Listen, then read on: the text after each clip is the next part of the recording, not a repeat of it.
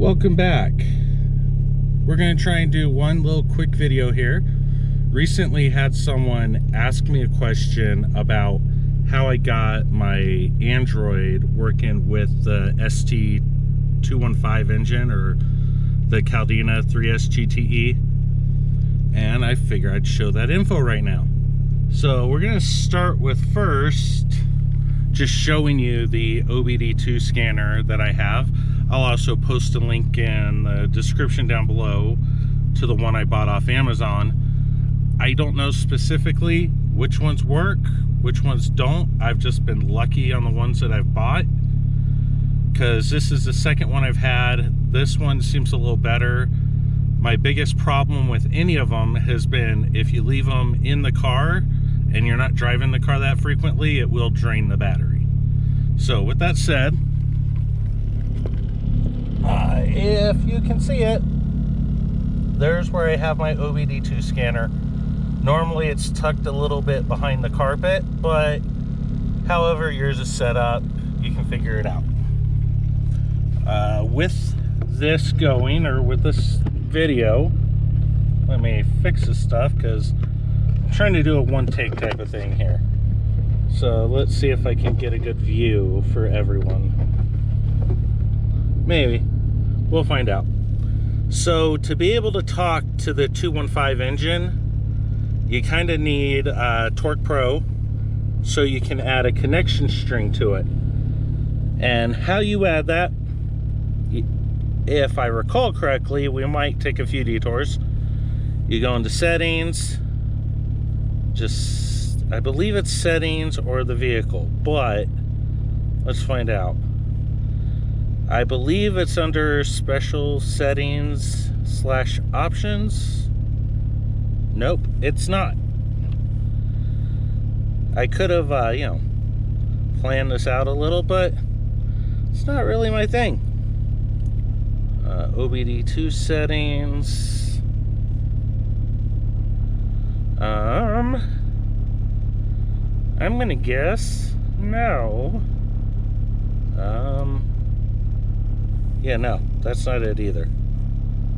Might be. Let's check general preferences.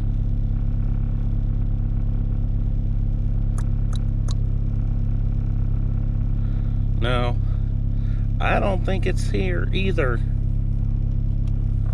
And yeah, I will hopefully edit this unless it's pretty quick. That's not what I wanted to do. Let's go into settings, vehicle profile, edit. Here, so you go into the vehicle profile. Mine is called Fiona because that's what I've named the car. You go all the way to the bottom. It has text in orange saying very advanced. Let's get you a little closer. Let's try this way so there's a little less reflection. Nope, still reflection.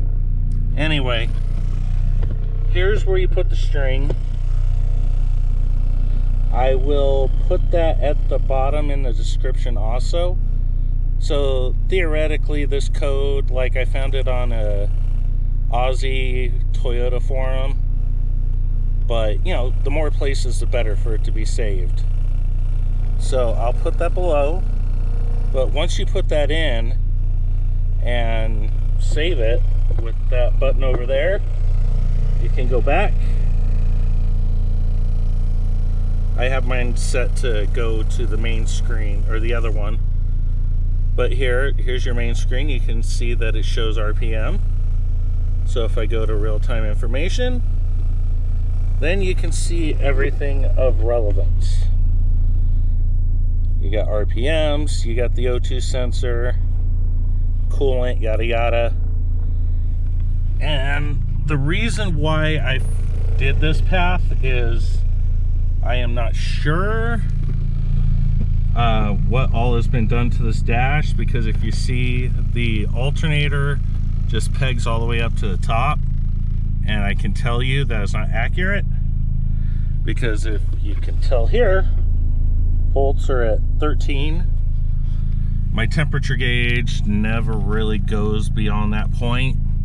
And the oil pressure, since what the car has is, or what the engine has, is an on-off, I just decided, you know, use Android to show me all the info I wanted. Because also when you put the boost gauge, on here, it'll show you where you maxed. So at least when you're driving and you don't have a cheap boost gauge like I do, you can see where you maxed and minned and all that jazz. So I pretty much have 3 working gauges out of 6 up there. So that's why I did this. I could probably try and fix all this up, but I am not sure if the cluster has problems or if the wiring needs to be changed in this for some of the things, because this car originally came with the boost gauge here. And as you can tell, it's now got a battery gauge. So those are all my little details, but that should be enough info for this. Just remember, check the description, like and subscribe if you feel so inclined. Thank you. Have a good day. Bye-bye.